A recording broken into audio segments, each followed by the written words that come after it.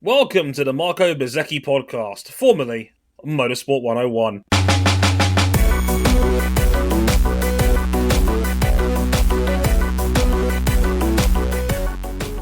Why not Bez? Why not Bez? Why not Bez?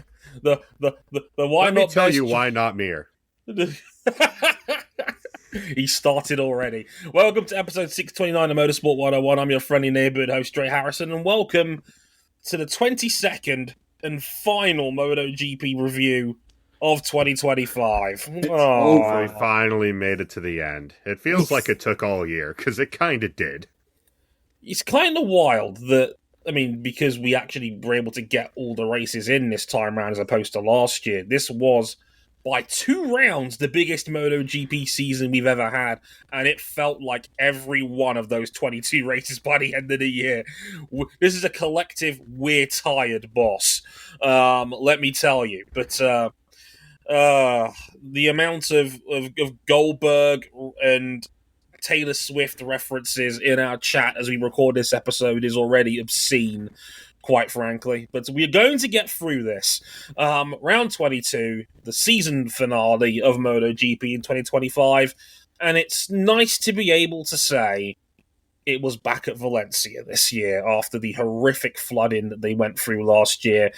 I, for one, am just glad that we were able to say we can go back to Valencia and the traditional MotoGP season finale, even though half the press box was talking about they should move the decider to Sepang instead.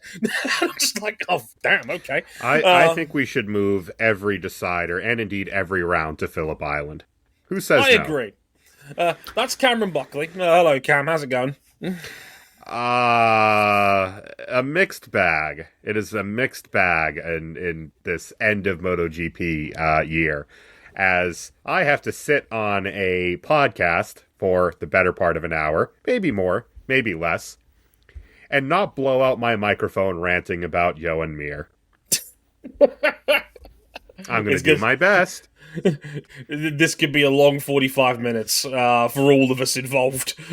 Because we watch these races on our Discord server, which you can get an invite to if you back us on Patreon or if you ask me really, really nicely somewhere on the internet. Cam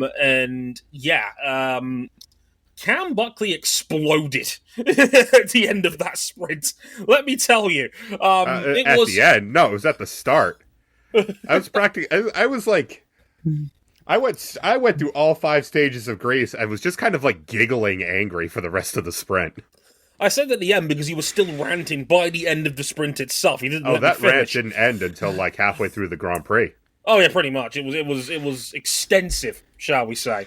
Also joining me, who's got back from another round of testing and doing actual professional journalism work. God bless his heart. Is Mr. RJ O'Connell. How was the latest trip, my friend? It is very tempting to just go take the quarter-mile trips into and out of Daytona International Speedway to the big shopping mall, that outdoor shopping center they built across the street.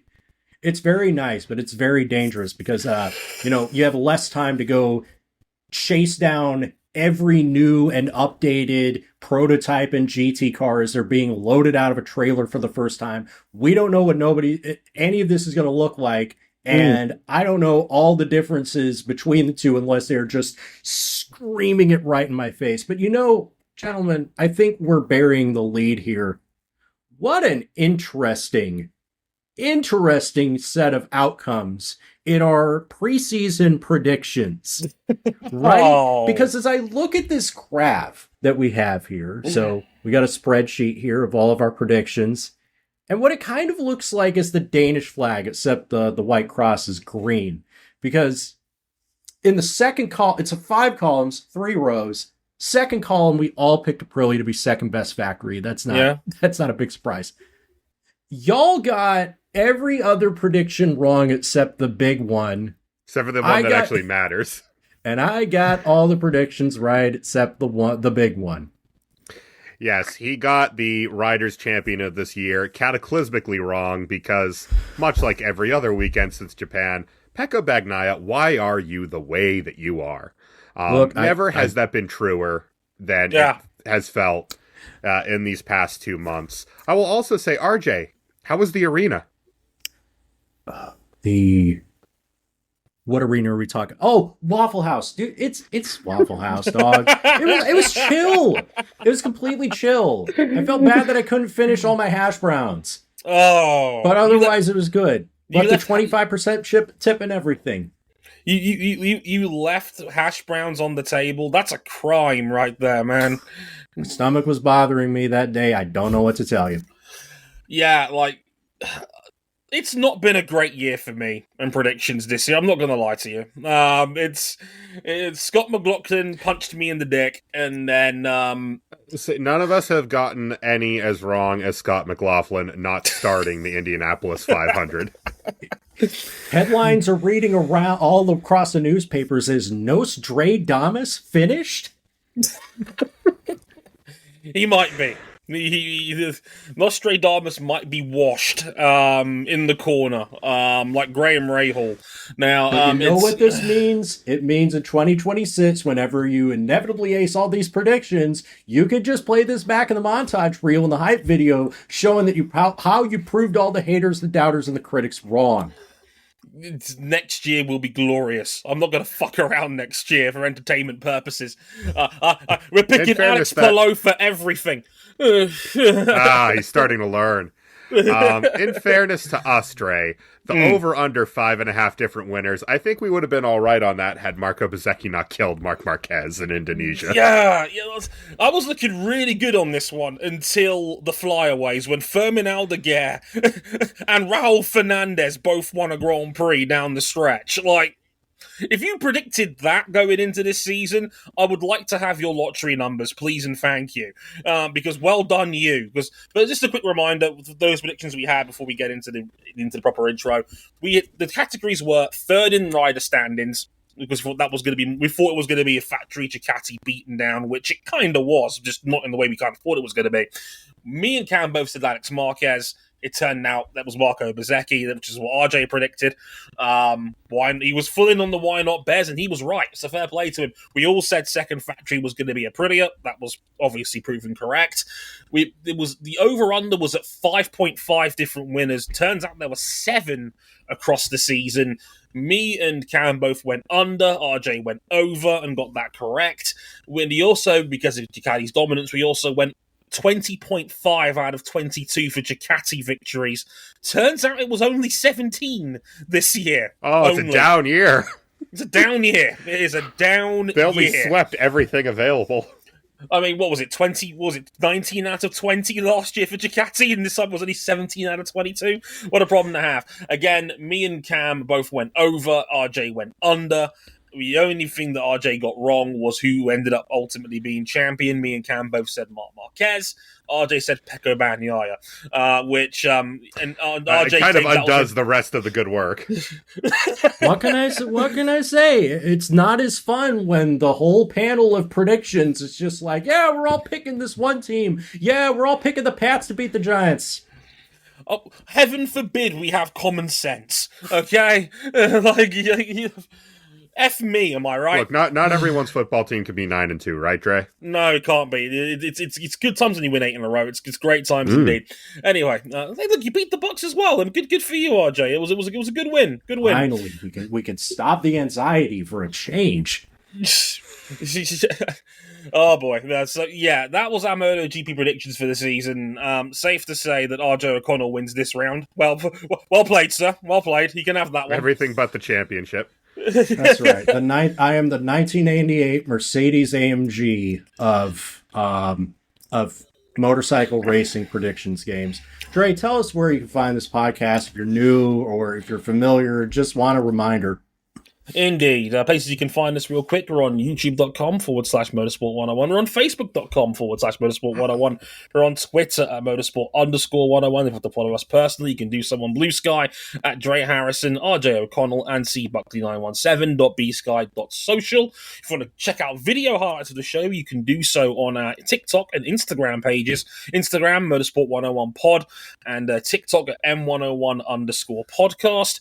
If you can check out our website, motorsport101.com, patreon.com, where you can read my full written thoughts on that final round of the season at Valencia. Put a nice, neat little bow on everything to come out of the MotoGP season, pretty much there. Oh, stick around as well. My full written thoughts on the MotoGP season will be out by the time this goes out. So Friday we'll have part 1 covering Moto3, Moto2, and the Japanese Cup over Honda and Yamaha. Part 2 will be out next week on Aprilia, KTM, Ducati, and putting a nice, neat little bow on everything in MotoGP this year. The podcast version will be in a couple of weeks' time, so just bear that in mind. All that on our website, motorsport101.com, as well as all of our content. And if you really like us, you can back us financially on Patreon. Patreon.com/motorsport101. $5 gets you early access to all of our content. You can upgrade to the $10 tier to listen to these episodes live as they're being recorded, as Jason and Raptor and Kira are doing so right now. Thank you very much, folks, for your ongoing support. Nailed the intro. There you go. Next up, after this quick musical interlude, we will talk about MotoGP season finale at Valencia.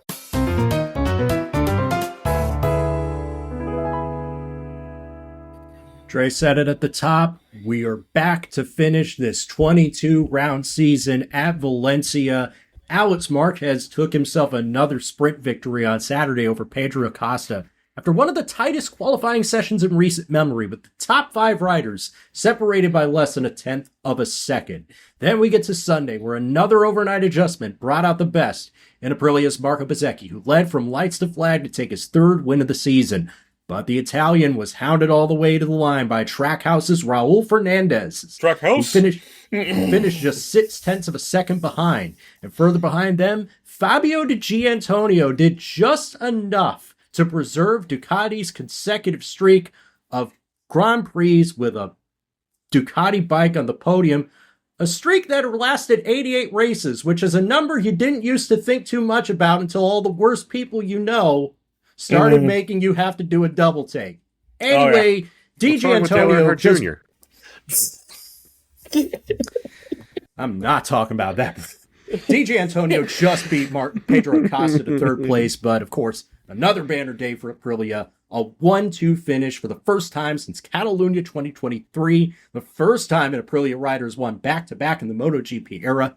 First time an Aprilia rider has won 3 times in a single season. Now, this is not our 2026 preview show. This is not even our 2025 wrap-up. So don't want to lift the lid too much, but Dre, heading out of the Valencia test that followed, we got a few months. Is Marco Bezzecchi now the biggest threat to Marc Marquez and Ducati's reign in MotoGP? Bitch, he might be. To borrow a creative phrase on that one. I've been preaching and singing his praises since the summer break on this podcast, all back half of the year long. Can anybody argue against me on this one that Marco Bezzecchi has not been the defining rider of the second half of this season? Because I think he has. I think that's more than without saying. He was going into the summer hot. He was in really, really good form. Alex Marquez, was a little bit hurt in the middle of the season, and I think Bez took over as the man who's been the real threat for Marquez. The only thing that's really stopping me from fully nailing that take is we've not had Mark for the last 4 rounds. And if nothing else, this year has proven count out Marc Marquez at your peril, essentially. And that's the real stress test in all of this, is that, well, we all know that Mark has been banzai compared to the other GP25 runners, and most of the time his own brother on the GP24 as well. So the real stress test is going to be Mark on this, but it's hard to deny that the back half of the year that Bez has been as good as he's ever been, is arguably better than he was in 2022 when he was also 3rd in the championship that season too. Yeah, to say this at least, he's the most in-form MotoGP rider, and this not that doesn't have the last name Marquez. And the Aprilia, I dare say, for all the inconsistencies Ducati has, the Aprilia seems like they're bringing up the floor. That could be a wild-ass take, because, again, I watch the least MotoGP out of, the 3 of us here, And that's not to say I watched none of it, which is very crazy how I got more predictions right than anybody else on the show. But it does seem like Aprilia is getting its game up. It's a more consistent bike than it had been.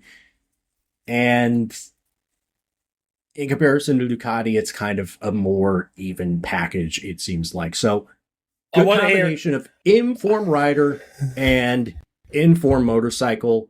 And Aprilia is just like, you know what? This is the last year before motorcycles get back to what they should be. So let's just open up the entire reservoir of Colombian Bam Bam in the design locker.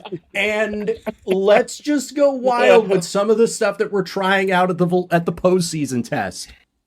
I mean, Cam, as best as this comes from you, but how do you feel about Aprilia going into the break, especially now we've just come off the test yesterday, and holy hell, that's a whole new bike. Yes. What did they do but basically empty the clip and blow it up and start over regarding their aero package? The thing looks batshit insane. That's really where it begins and ends. Full dazzle camo as well, so they won't get torpedoed. Although, given Bez's record in the second half of the season, along with the wins, man, I'm still mad about Indonesia. It is what it is. They're going to make the most godless motorcycle ever built. I wouldn't call it attractive looking. No, but it is very, very funky. The biggest thing that Aprilia has done over really the last year or so is make it a little bit less specialist, where the RSGP up to this point was all about the front end, all about just raw grip, and not always about being able to use that grip. Now they've been able to marry a really solid rear end on the bike to the existing great front end, and if the engine is a step behind Ducati, it's less of a step than it was. That said, Aprilia just got off their best year that they've ever had in the top flight. They've only just won 2 consecutive races for the first time ever. That is... They need to be winning more of those, and they need to be winning more consistently across more tracks, because how many races did Marc Marquez win consecutively? I believe that is, in terms of Grand Prix, that's 7. 7? 7. 15 if you include the sprints. Yeah. Ducati had a bit of a down year on a bike that wasn't as consistent as what it was in the past. They also wrapped up every available championship and swept the top of the team's championship with multiple races to spare. Yeah. Now, a big element of that is the fact that you put Marc Marquez on Desmo Sedici. God help us all. Mm-hmm. But even then, VR46 was solid. Gresini was the second best team in the sport. Even if they didn't get both riders all the way up the standings. Gresini had nearly 700 points this year. For a true privateer, that is fucking bonkers. Yeah. It's one of the best true privateer entries I can remember in modern MotoGP history. Yeah. The other thing is, Ducati have also brought... They are also emptying the tank regarding aero upgrades. They also brought a significantly changed fairing. That said, Pecco looked best when he was on GP24 Aero, and what could only be assumed as a GP26, where it's just permanent marker over a 4 during the preseason test. So I guess we'll see. I mean, you did have a small crash on that package as well towards the end of the test, which he ran wide at turn 2 and he binned it. It's at least that wasn't a death tax as Ducati tucks the front end for no reason. He actually did just get the corner wrong. Yeah. Right. But yeah, Aprilia is getting there, but we also said this 2 years ago, where they ended a season super hot 2 years ago, and then they completely botched last year's bike. So, they're getting there, but they got to keep it going. And I want to see how a healthy Jorge Martin, with a full off-season to prepare, with no recurring setbacks, what he can actually do on this bike. Yeah, he's still, in his own words, he feels like a rookie. Yeah. He did get to try not just the aero. They did bring a heavily revised chassis. Martin and Bezzecchi both seemed to like it quite a bit. Martin was more or less all running just the 25 aerodynamic package. We also need to see what a healthy Marc Marquez looks like, because we also found out in recent times that he's been running this year with 2 broken screws from previous surgeries in his arm. Because of fucking course he was. It's laughable. It's laughable how stupid that man is sometimes. What is he? I don't know. He's not from this planet. The greatest of our generation? The greatest of any generation? I don't know, man. What the hell is this man?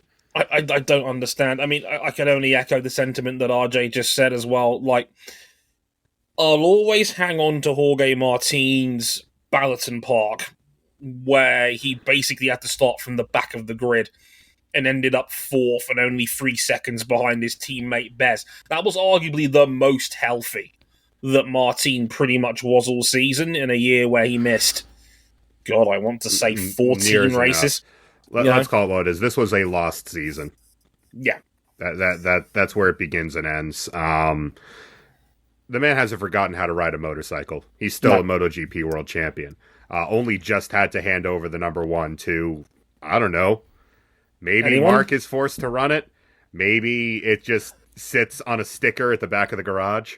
There's no way they're going to make Marc Marquez run the number 1. No way. The quickness with which Jorge Martin was ready to turn over the number 1 plate back to 89. He gave that shit up with a quickness. I want it. Gonna quickly sidetrack to nerd out a little bit here about rider numbers and how some of the funny things that came out as a result of this weekend. Real quick. Sure. First of all, congratulations to the Moto2 World Champion Diogo Moreira, who did wrap it up in Moto2 this past weekend. I mean, it was pretty much a foregone conclusion. He had a 24-point lead with 25 available.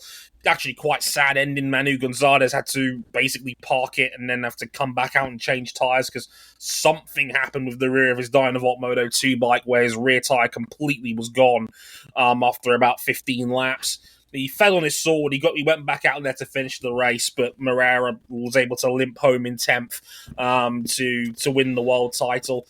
Shout out to Izan Guevara. Remember him? He won his first Moto2 race this weekend. So that was a nice one for the 2022 Moto3 world champion. Yeah, nice little throwback there.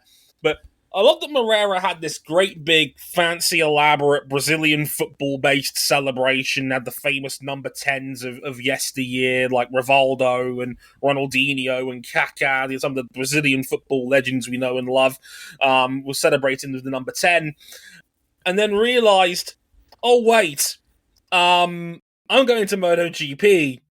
Luca Marini's got the number 10. So he had to immediately change his number to the number 11, which he'll be using in MotoGP next year, which I thought was funny. Which was used last weekend and this weekend by Nicolo Bulega. Yes. So Bulega's got a problem now if he ever makes it to MotoGP himself in 2027 or beyond. So he had to take the 11 instead. Also, I love that Toprak Razgatlioglu, he's now revealed he's going to be using the number 7 when he gets to MotoGP next year. He had his testing debut, of course, in the Valencia test on Tuesday. It means it's the second time Augusto Fernandez has had his number robbed out from underneath him. He got to MotoGP first. He got to use the 37, the number that Pedro Acosta wanted to use. But Fernandez didn't give it up when Acosta made his MotoGP debut. He had to use 31 instead. Fernandez lost his job. They just styled as a 7. Yeah, Agosto lost his job, so Pedro took the 37 the year after. Fernandez switched to 7 as a Yamaha test rider, and now Toprak's taken that number instead. So we've had Augusto Fernandez has had his number robbed twice in his MotoGP career already, which I think is hilarious. Well, at least Diego Moreira gets to pay tribute to Felipe Coutinho. As I'm looking through all the Brazilian number 11s in the history of the men's national team, we got a little bit of Romario. Yeah. It's not quite the same, RJ. It's not quite Pele. It really ain't. It's not quite the Crestfield wax paper spokesman himself. No. Going back to a little bit about Valencia itself, I guess we talked about Bez winning. Raul Fernandez, great day from him. Probably his best overall weekend in MotoGP. Fourth in qualifying, fourth in the sprint, and then second in the Grand Prix. That was a really, really strong weekend from Raul. Beautiful Valencia tribute helmet, by the way, if you haven't seen it. That was a very classy touch from Raul on the way out on that one. Good for him. Like I said, Aprilia's first 1-2 since Catalunya 2023. We forget about that, given it was the same weekend we nearly lost Pecco. Speaking of which, Cam, it wouldn't be Pecco Bagnaia's season without one more unfortunate DNF, and this one really was not on him, but, oh man. It's completely obliterated by Johann Zarco on the opening lap. Johann Zarco, I don't know what corner he was taking, but it was not the corner they turned in for. I have the backstory here. Fabio Quartararo's ride height device was briefly not working on the opening lap. Oh, what a shock. Zarco thought that was going to be a permanent issue. It wasn't. Fabio was able to get it going again.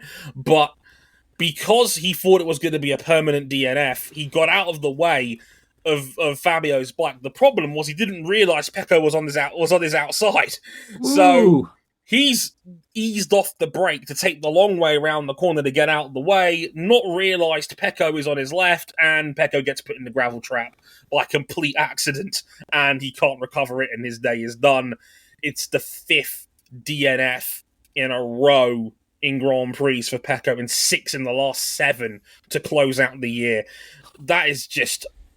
no, stop. We're not doing that.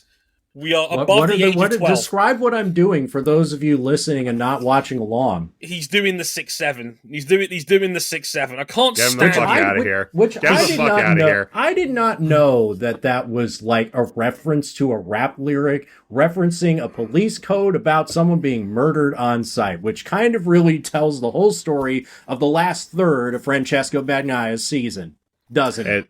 Except for Motegi. Except for Motegi, and then he chased that feeling ever since with 2024 parts on the bike, and it has meant nothing. Now, why was he down in the Japanese Cup anyway? Well, because he wasn't fast enough to get into Q2, and then they failed to refuel his bike properly. What is this? I mean, this seems so... It's very Hansy. Oh, it is. In a way. It's a bit Hansy. It's got the whiff of a Findus lasagna from the UK, which unknowingly at the time was filled with horse meat. True story, by the way, in the UK for those who like old school British funny stories.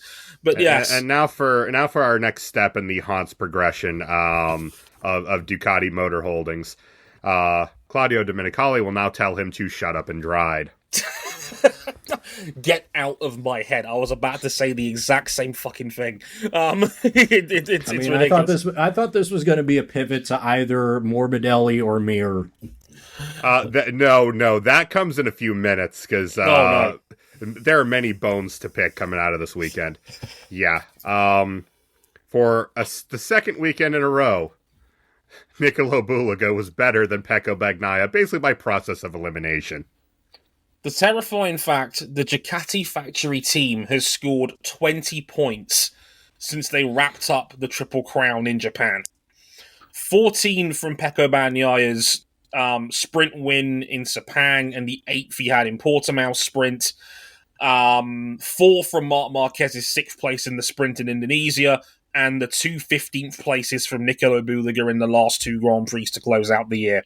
The Mick Schumacher Snapchat meme where he's just like, done for the day. Yeah. That's the Ducati factory team once Marc Marquez went down with injury. Yes, Marc Marquez, who was here this weekend with, I'm fine, thanks, duct tape to his hat. Yeah, and please do not touch the shoulder. No tapping on the collarbone. Yeah, the left one's okay. The left one's good, is what he also said. Oh, my God. He also won a brand new car. He also won his 8th BMW M Award for Best Qualifier, even though he didn't race the last 4 weekends. He won a brand new, I think it was a new M2 Championship Edition, which is pretty M2 cool. competition, which is I mean, despite the fact that BMW styles their cars these days by throwing shapes at the front end and then saying, done for the day. Here's my beaver. Check out my beaver on the front. Doesn't it look Hey, pretty? yo. Not like that. But a very good car. Still a great driver's car. And How does Valentino yet Rossi... another thing. How does Valentino Rossi, by the way, feel that as a BMW brand ambassador and sports car driver that hashtag he is racking up all these BMWs in his garage? I don't know. Probably not great. I also love that Mark said to the BMW, he goes, I'm actually going to keep this one, which I thought was quite funny. He's going to keep this one just to show it off against Alex. Oh, yeah. Like, we all joked on the show that he was going to give it to Alex as like an FU, but no, he's actually keeping the car this year. In fact, didn't they give Alex like an M2 diecast? They did. For the second place. That's scumbaggery. That's such a What mistake. scale was it? Like 143rd. It was like this big. Oh, dude, it wasn't even a 118? No, brutal.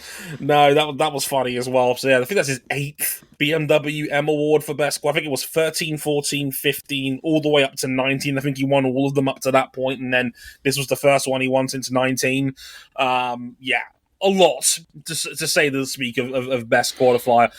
We got to get into some of the comedy here as well, because there's some more comedy, and my God, did we get one for the ages from Frankie Morbidelli going into this race. I mean, I can't remember ever seeing this one in the 20-plus years I've been watching MotoGP, where, for those who don't know, and I'll try and picture the scene here, we're getting ready for the Grand Prix, everybody's lining up on the grid, Aleix Espargaro stops his bike in a completely normal fashion. He's in his grid slot, quick stopping, get the ride height device activated, obviously hunkers the bike down, ready for the start. Importantly, on the 2026 Honda RC213V. He's on next year's bike because Honda is in Tier D of concessions. For now. To be able to test.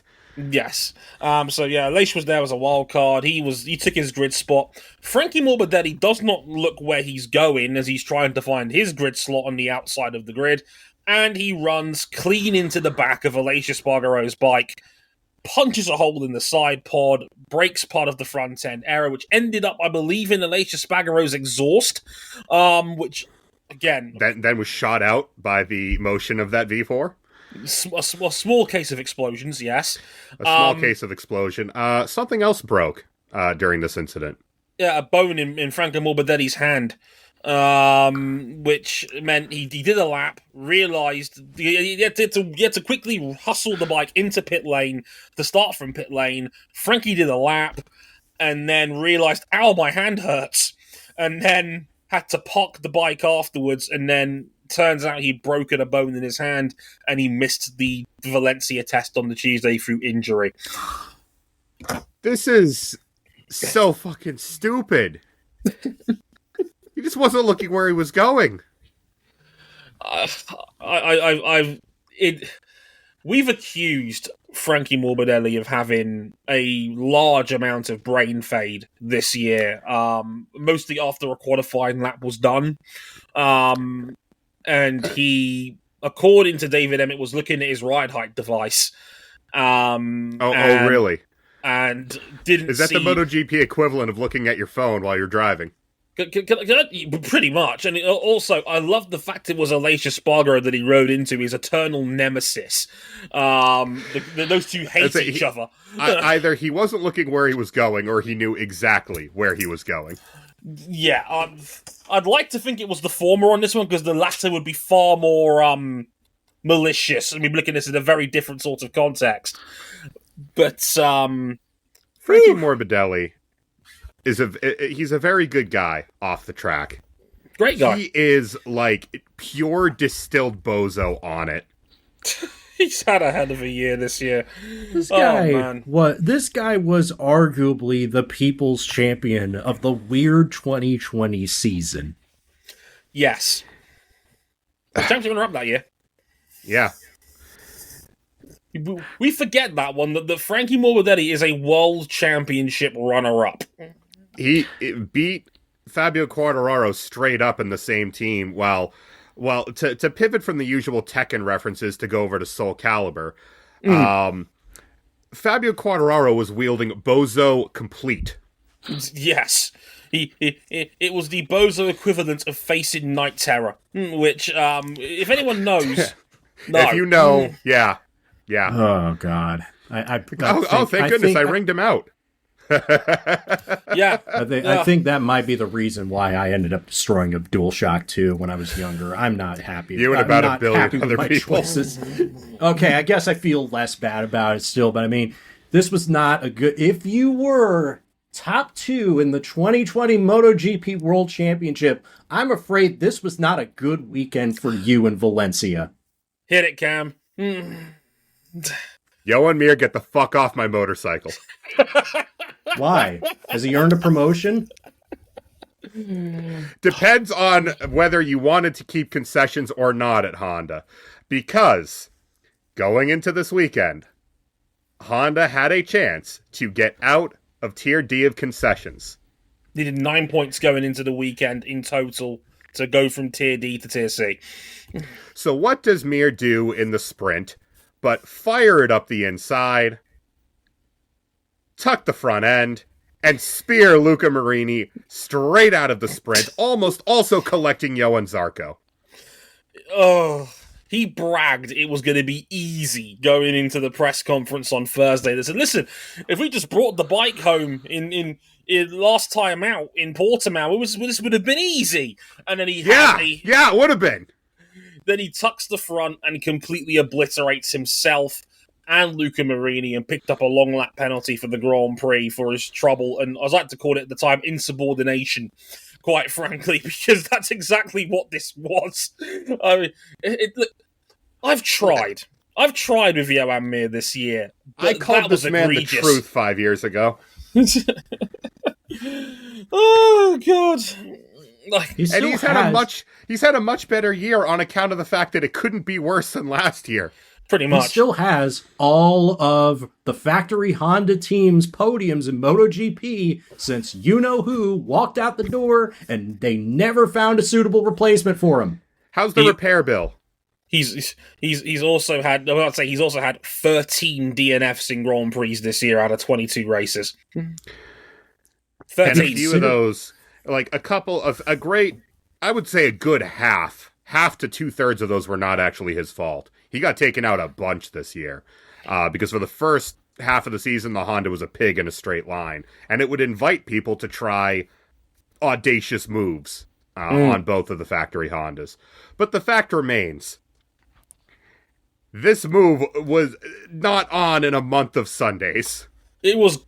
I described it as during the live stream we were watching on as gratuitous in terms of violence and what that was. I mean, he's lucky. You know what it was? I think it was simply a matter of wanting to make sure that we stayed the course with the process.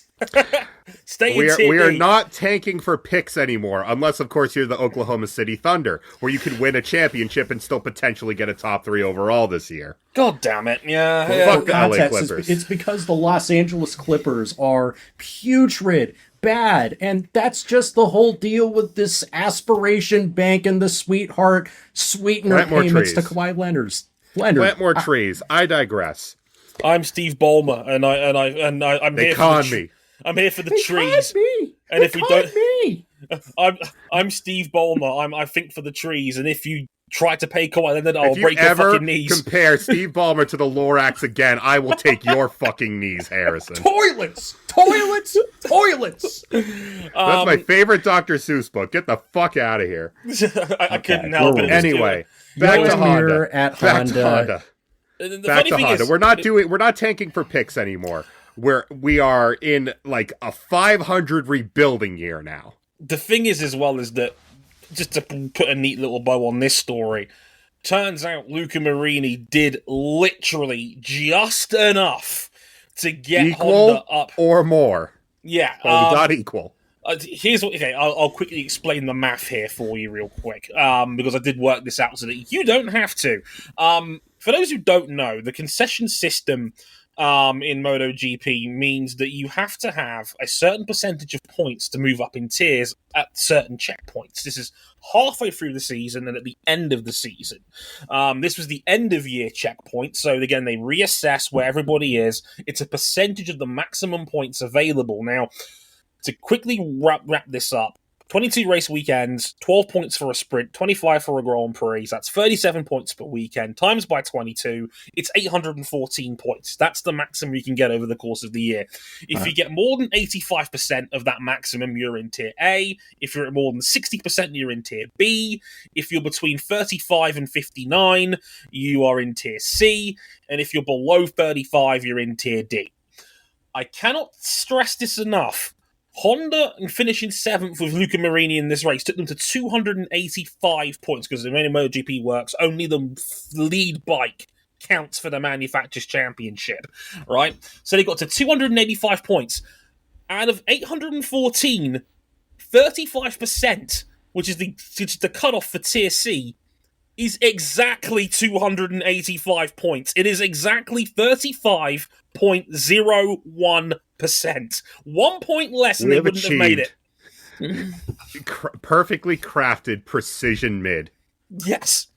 Honda, literally to 2 decimal places, was 35% on the nose. And as the regulations point out, as Cam quickly mentioned, the regulations read equal or more than. We got equal. Equal is good enough. It is good enough. Honda is out of Tier D concessions. This is a win for us. Unironically, this is a win for us. He got, Luca Marini got a very warm ovation when he got back to the Honda garage, because I think there's a lot of very relieved engineers that they don't have to do extra homework in the off-season, and just proof that they have taken a huge step in the right direction. Without Googling, gentlemen, can you remember how many points Honda had as a manufacturer last year? Not many. Without Googling it, and my wiki page is on the 2025 season, I'm going to say it's 100? 75. I was going to say, I was going to say 70.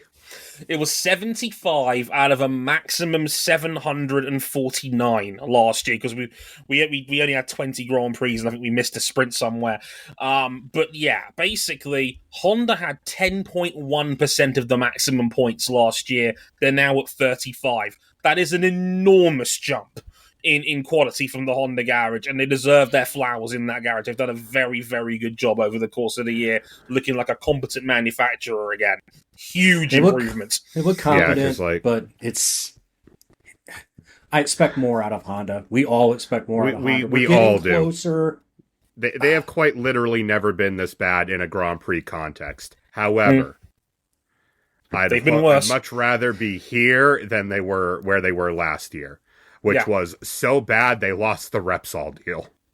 Yeah, the huge step in the right direction for Honda. Luca Marini, we'll talk about him obviously more in our season review in a couple of weeks' time.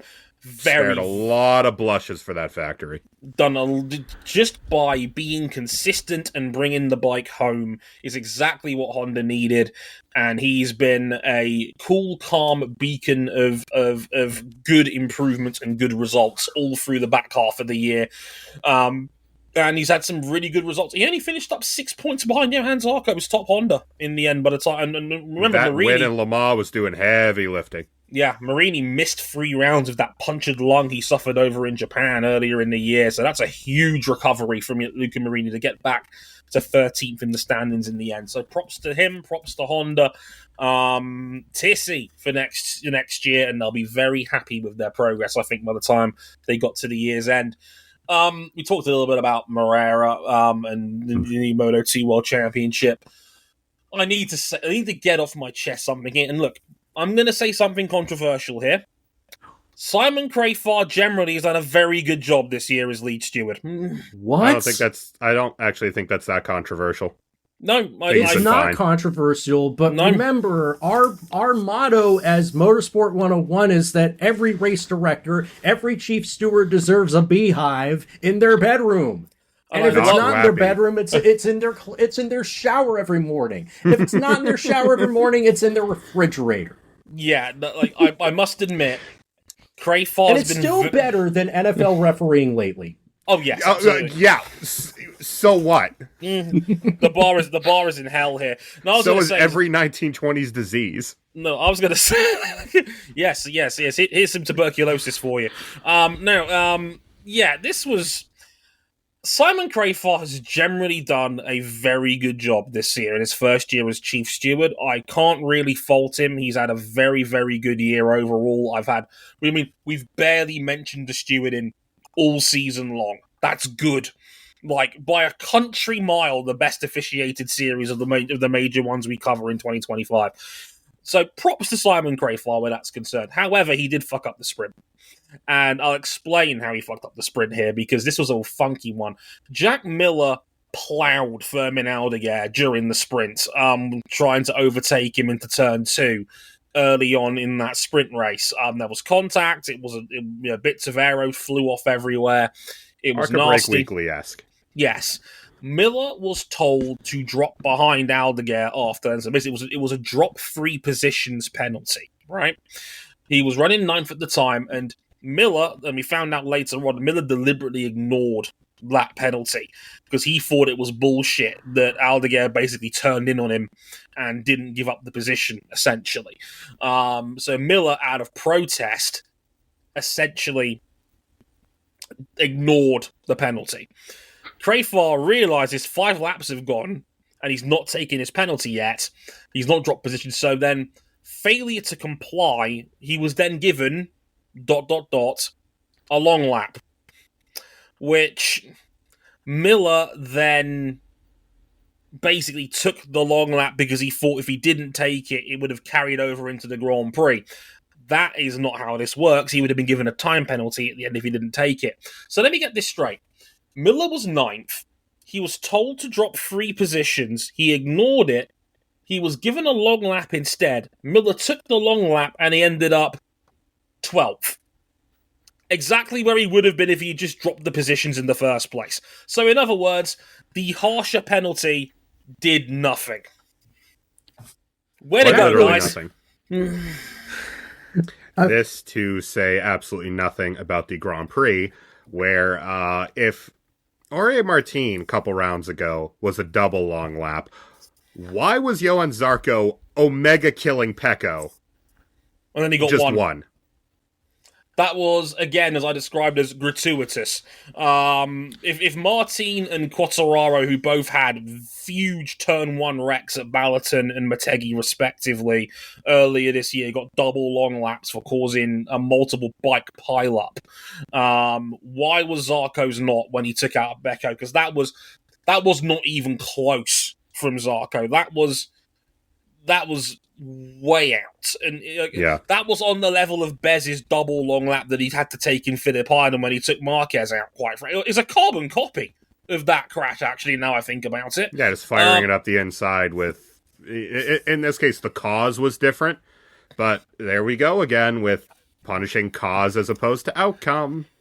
Again, I need to point out here that Crayfar generally has done a very good job this year, so I give him his praise where that's concerned. He has done a far better job than Freddie Spencer has done in years past as chief steward. I hope that continues. I will put this one down as a bad round, a let's get the hell out of Dodge, we all want to go home and miss our families and dogs sort of weekend. No beehive as a first warning. Better than Freddie Spencer is, like, the bar is under Ilmore's points total in 2006. The bar is actually beneath Sky Sports Halo. Oh, fuck me. Yes. A service which lasted like 0.0003 Quibbies worth of time. We're measuring time in Quibbies now. I love that. It lasted 5% of a Liz Truss. Oh, the cabbage won through again. Also, shout out to Fabio Quartararo. It was confirmed in the last couple days that the Inline 4 Grand Prix motorcycle is in fact dead. They will pivot to the V4. They tested with the V4. And Fabio gave it its proper send-off by chucking it at a gravel trap and saying, fuck this, I'm going home. Yeah, that's how you do it. Is it worth giving an extra couple of minutes talking about how bad the Sky Sports Halo launch was before we get out of here? I think we've done pretty much on this all week. All you gotta know is, like, the first post was Silverstone 2021 with the caption, "When you spill matcha all over your Labubu and you run out of tampons to clean it up." It is high budget. How do you do, fellow kids? How do you do, young girls that are potentially interested in sport? We want to connect with you. We want to treat you all like foolish teenagers. It's in a mild case of seriousness, because like the second video was Zoran Mandami saying, quote, he's risen us up at Sky Sports, which I thought was just all kinds of congratulations to Zoran, by the way, and winning the mayor of NYC election as Cam passes out in the background. As much as there absolutely is a girl boss sports loving community out there in the internet, and we'd be ignorant to ignore something like that. Yeah. It is alarming at something like Sky Sports, who has 30 plus years of market research, audience numbers, and endless billions of resources to figure out how to best launch a channel that was covering a sports channel for girls, or in this case, clearly young girls. That was the aim that Sky Sports said they were doing. You can't monetize everything. And I fear that maybe the algorithms told them that maybe siphoning off, women's led coverage was going to be beneficial in the long run, because it's not the only place that does it. ESPNW does it too, but they actually cover women's sports, not shamelessly pander to them like they're 12. It's alarming how. And I love me Sky Sports across the board. In the most part, I've been a visitor. There's a couple of people within that I can genuinely call friends. I just find this was a misfire. This was a bad misfire. Yeah. And I'll say this: no woman could have signed off on that. Like that was a man who signed off on that. This is like a peak example of like corporate cringe trying way too hard to be relatable as a brand entity. Like, let the common person be cringe like this. That's fine. That's generally fine in a vacuum, as long as it's not hurting anybody. You're Sky Sports. You have a responsibility to your audience, I think. It's not fun when a corporation tries to get in on the kids' bit. You just come across as cringe. And then there's posting cringe, and then there's that. It didn't even last the weekend, which kind of says it all, given, I logged into my LinkedIn page, and the amount of people in social media that shat on this from a great height. I have never seen such collective universal disdain for a product launch on social media ever. And I launched Motorsport Network's MotoGP coverage earlier this year. And that's a fine note to end this podcast on. Will you knock it off with the self-burns? 1.04% of a Quibi's lifespan. That's a quantitatively. That's a perfect note to wrap up this podcast on. I just want to say, folks, it's been a pleasure. I really hope you've enjoyed us covering MotoGP in 2025. It has been an incredibly wacky year by all accounts. Stories on and off the track. We'll put a nice, I said this a lot this episode, neat little bow on everything in our MotoGP season review in a couple of weeks' time. Do check that out on the podcast network. But until then, a big thanks to everyone that's listened into all our episodes in MotoGP all year. I hope you guys have enjoyed it as much as we have. We're all now going to Turkey to get hair transplants due to all the stress. You know where to find us. We'll see you next week for Formula One's, part one of their triple header to close out the season. We're going back to Vegas, baby. We'll see you then. Until then, I've been Dre Harrison, they've been RJ O'Connell and Cameron Buckley. Until then, good luck if you're top rack going for the Motorsport 101 Rider of the Year award. Sayonara. Later, y'all.